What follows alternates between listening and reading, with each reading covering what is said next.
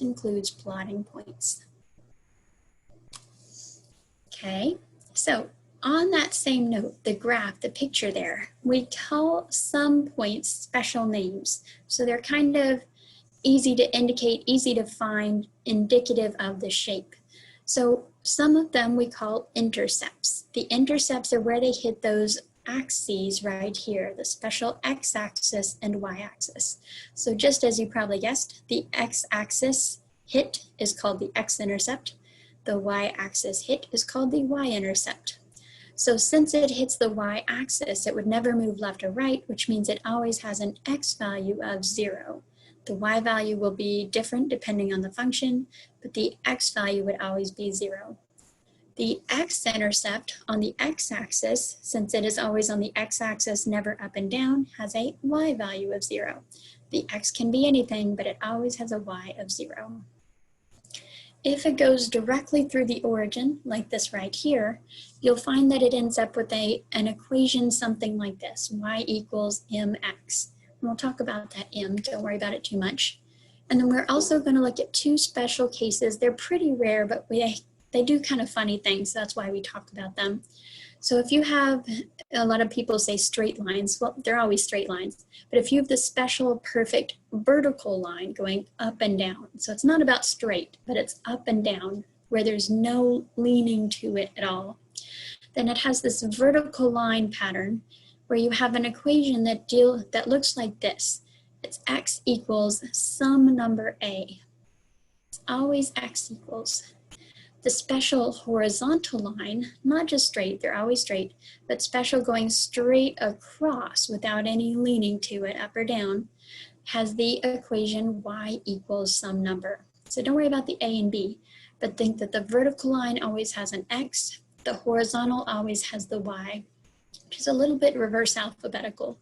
H comes before v, x comes before y. So if that helps you, just remember it's a little bit backwards. So it should kind of make sense why this happens if you go back to basics and think about the points again. So if I wanted to graph the vertical line x equals 3, well, I'd want to make a few points. And in the last problems, we were able to algebraically solve for some points when they gave me one coordinate. Well, this one, they didn't give me any coordinates, but I can make up any coordinates I wanted because there's infinitely many points on this graph. But no matter what, the x values are stuck being 3. So that means I can make up any y that I wanted. I can make a y of 1, I can make a y of 3, I can make a y of 300. But the x's would always stay 3. This one would be 3, 3, that one's 3, 1. And so you see that no matter which dot you made, if it followed this rule, the x's would always stay 3. So bad at drawing straight lines. Try one more time. Nope, that's even worse.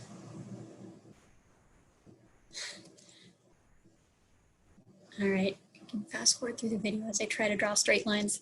There we go, we're gonna call that one straight. So these are the vertical line going through an x value of 3. Now this one right here, 4y equals negative 12. It looks a little bit more complex, but notice the distinction where there's only a y. There's no x, so there's no give and take between which x value you pick and then which y value you solve. So the y is stuck, but there is one little step to see where he's stuck. This is 4 times y. Let's go ahead and undo that 4 to see where he's stuck. This shows me that the y is actually stuck at the number negative 3. Just like this one, the x's were set, this one, the y values would be set. So no matter where I picked it,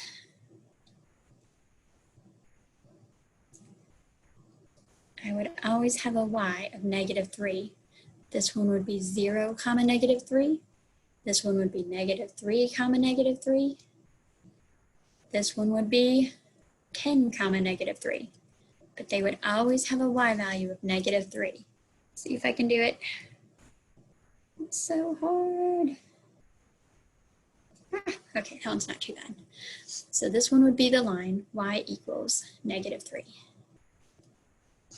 Okay, this purple one was the vertical line where the x was equal to 3. And then one more in the same graph. If I wanted to graph the line y equals x, well, this means that no matter which value I pick, they should match. So if I picked a 0 for x, the y would be 0. If I pick a 0 for y, the x would be 0. If I pick a 1 for x, the y would be 1. 2 for x, the y would be 2. So you should probably see a pattern pretty quick right here. Even if I went negatives, -2, -2, it creates this perfect diagonal line going corner to corner. Nope.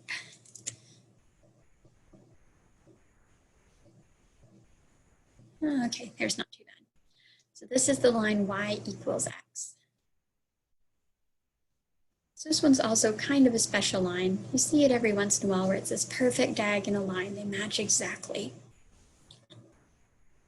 Okay.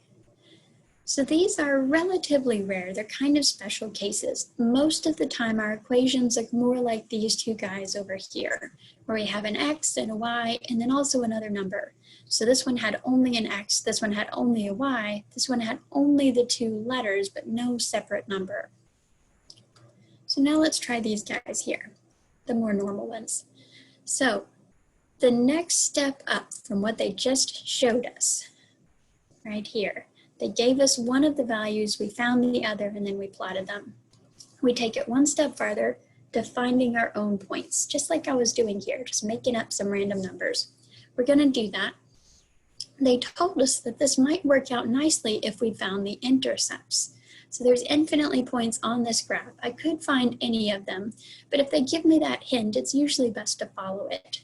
So what that means, if I wanted to find the intercepts, give myself some workspace right here. For this first guy, I like to make a little T-chart just to keep my thoughts organized. I'm gonna put an x value of 0 into this function right here and see what happens.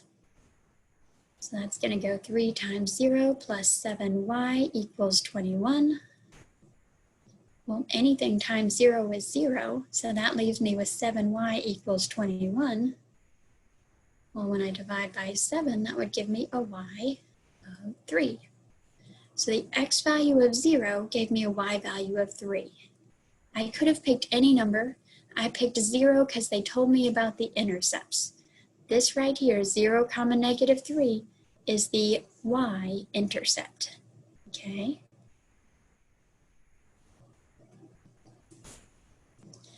Now let's find the x-intercept by putting a 0 in for y, because it doesn't go up and down. So same equation, restarting, 3x, x is still x, 7 times 0, 0 for the y. Well, anything times 0 is 0, so that leaves me with 3x equals 21. Divide by that 3 to see that the corresponding x would be 7. So the x-intercept would be 7, 0. Well, let's plot those out. 0, 3, 0 left and right, straight up 3 units. 7, 0, x-intercept is 7 across, 0 up and down. Okay, I'm going to make another dot. It's just for myself to see if it can help me graph a straight line. That's pretty good. That works, right? Okay, pretend it's pretty. Okay, and then one more. We're gonna do it on this same graph. So that one is done, he's all complete. I just happen to be doing 2 examples on the same graph, just for space sake, so don't worry about it. They're not really connected in any other way, just the fact that I'm doing them on the same graph. So this one right here would be a similar problem, same instructions where it asked me to use the intercepts, and that's usually a hint that that's gonna work out nicely. So when they give me that hint, I like to take it. Okay, so that means I'm gonna graph my y-intercept by putting a 0 in for x. After I do that work, I will find the x-intercept by putting a 0 in for y, one at a time. So a 0 in place of the x would be -4 times 0 minus 3y equals 12. Anything times 0 is 0. So these work out nicely because that one always just kind of goes away and really just involves one step of division. Always watch those signs. Be careful not to lose that negative. It's really easy to do to get that my X intercept. Nope, I think I got it right the first time. 0 in the first slot is the Y intercept of -4. It seems a little backwards. 0 for X is the Y intercept, 0 for Y is the X intercept. But when you graph it, it makes sense. All right, one more time, 0 this time in place of Y, where X is X. There we go, makes this one go away. And then just one step of division, being careful not to lose that negative, gives me an X value of -3. So my X intercept is -3, comma 0. My Y intercept is 0, comma -4. Okay, let's see if I can make a pretty point.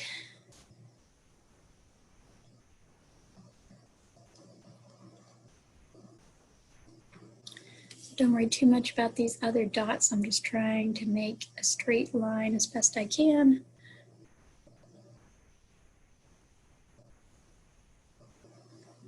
Okay, it's probably the best one we've got on the graph so far. There we go. So you can see that when I was graphing that line, it was just a matter of plotting 2 points and making a straight line. Also, I'm trying to make straight lines on here and I'm not very good at it, but don't worry because on XYZ, it'll automatically make that line for you. So as soon as you make that second dot, it connects the dots for you and makes a straight line. All right, let's continue practice. So this one has the equation 8x plus 3y equals 0. It wants me to graph the graph using any 2 ordered pairs. Well, since those intercepts were working so nicely, let's give that one a try. I always like that T-chart because it helps me keep my information nice and organized. So I'm going to start by putting a 0 in for X and see what happens. Work it down here. So I put a 0 in place of this X. 3y equals 0. Oops, sorry, hang on. Plus 3y.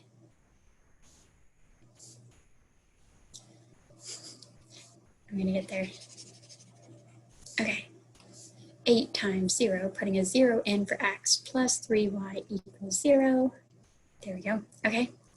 And then solving for y, that times 0 gives me 3y equals 0. Careful, it's not undefined. When I divide by 3, I get that the y is 0. 0, 0. Well, if I wanted to put 0 in for y, I'm going to run into the same thing because then I would get 8x plus 3 times 0. The 3 0 would go away, and 0 divided by that 8 is going to give me back the same 0. So as soon as I got this matching 0, 0, I cannot graph by the intercepts on this guy. It's one of those special cases that goes through the origin. So this is really just one dot. Even though I worked out the math 2 times, it really only gave me the same point. So it's not enough because I don't know yet if it's this line or this line or this line. All I know is that it has one dot right there on the origin. So I need one more, and that can be anything. So I can make up any x that I wanted, any y that I wanted. I'm going to make an x of 1 because I want. Okay, it's a nice easy number. It's pretty, so I'm just going to go with it. X of 1. So I'm using this equation again. I'm putting a x value of 1, and I'm going to see what happens with the y. 8 times 1 is 8. This one I have just a little bit more algebra involved. Remember, it's not too bad. Just follow your steps. Try not to get intimidated by the graph and follow your normal algebra steps just like chapter 2 to get, it is a fraction, but don't worry, 8/3 is a valid number. So that one would be -2 2/3. If you found it as the decimal, it'd be -2.67. Is a valid point. So let's go plot those on the graph. This one we said was actually the single point 0, 0. 1 comma negative 8/3 would be right around in here. Now on XYZ, it can be a little bit sneaky with the decimals. It doesn't always like them. So what happens is occasionally you'll need to kind of keep hunting for a better point until you can find a nice pretty integer point. So just a heads up, and if that happens, if you run into one of those that has some kind of sneakier fractions that's not working out nicely, make sure to talk to me and I'll come and help you find some pretty points and give you some pointers. Some pointers, haha. Okay, but those are 2 points on this line. If I connected them, so bad. Hang on. It would look something like that. Okay, so if I had this problem over here and I wanted to graph it, I'm going to make my T chart. It helps me organize my thoughts. So you can see if I just had this work down here, it'd be so easy just to lose my points, my ins, my outs. That's why it was so nice to have my nice organized information right here. I knew which value I put in. When I got the out value, I put it back here and it was all organized. If I just had this, it'd be easy to lose the numbers. So I'm going to do the same thing. I'm going to try a 0 for X and a 0 for Y, and maybe hope I didn't run into that trouble this time. Let's test it out. 0 for the X.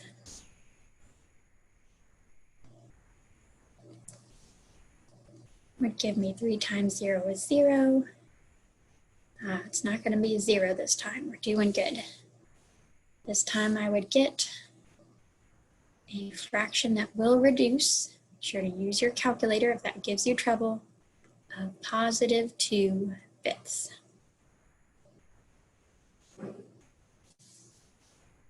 Okay, then I'm going to try the same exact equation with a 0 for the Y.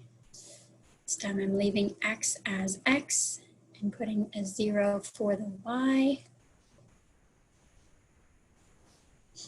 0 times anything is 0. Divide by that -3, being careful of the signs.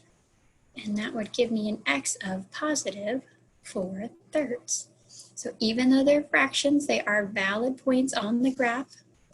4/3 is a fraction in between 2 whole numbers that can be graphed. Okay, so let's go plot those as best we can. 0, 2/5, we're just gonna eyeball it. So like I said on XYZ, sometimes it's picky, just call me over when that happens. And let's see what we've got. 2/5 would be a little bit less than a half. I know it's gonna be hard to eyeball. Okay, so 0 left and right, straight up. Right in there. And then 4/3 is a little bit more than 1. It's 1.3333. So right in there. And this is going to be terrible, guys, but just imagine with me that I did this nicely. Yeah, it wasn't too bad. Okay, so pretend that's prettier than it is. And that's your graph. So any line graphed with 2 points. And like I said, on XYZ, it'll make the pretty line for you. Okay, so I did that by picking any points that I wanted. In this very rare special case that it does go through the origin, I had to make up another number. Otherwise, you can just kind of default to these zeros and that'll work for you. You can graph with the intercepts. Okay, let's try it again. It's all about practice. Okay, there's some kind of special cases and sometimes we have scary things like fractions. So it's just good to see some extra examples. So if you feel like you've got it, just stick with me, watch a few more examples because you may have one of these special cases occur. Okay, so we're going to stick with that 0, 0 again. Let's see what happens over here. So if I do 9/10, what I'm doing there, 9/10, not 3. 9/10 times 0 minus y equals -9. Luckily, the fraction would go away in that case. Careful not to lose that negative. The last step would be to divide by a negative understood 1 to make that negative cancel. That's why I did this example. It'd be easy to overlook and think you had a 9 when you really should have a positive 9. Okay, I also did this example because if I put the 0 in for y, we have to deal with fractions just a little bit. But don't panic, we got this. 9/10 x minus, putting a 0 in place of the y, gives me that 9/10 x equals -9. And we had problems like this in chapter 2. If you remember, I said you could either multiply by the reciprocal, or if you divided with your calculator, you had to make sure that you did use those parentheses to keep it together, or it will give you the wrong number. You have to use parentheses. And then you'll see that the x would actually work out to be a -10.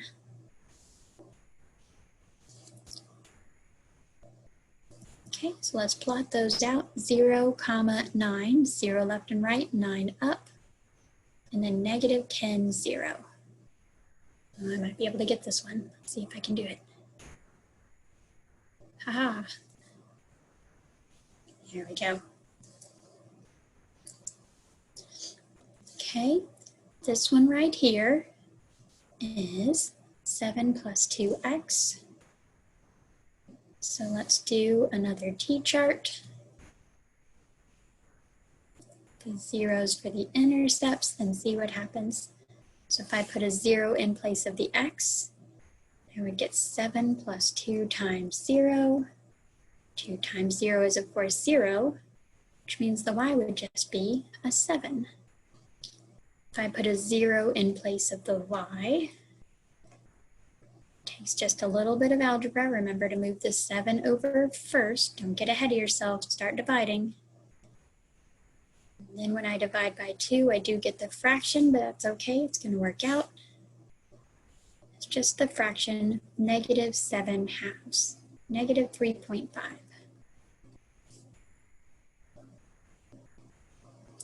So if I plot those, 7, the y-intercept right there, -7/2, which is -3.5, would be right there.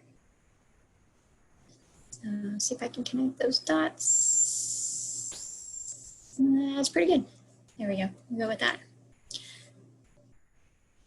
Now this problem, might have had some of you thinking y equals mx plus b. If it did, that's great. So you probably heard this somewhere in the past. And it's an easier way to solve by going as the b, the y-intercept, and the m to make 2 points right away. So m is the letter that we use to represent slope, obviously because of all of the letter m's in the word slope. Just kidding, I don't know why it's an m. And the b represents the y-intercept because of all the letter b's in the word y-intercept. Just kidding, I don't know why they used that either. But we see that this y-intercept right here was indeed a 7, and the slope is 2. Now what does that mean?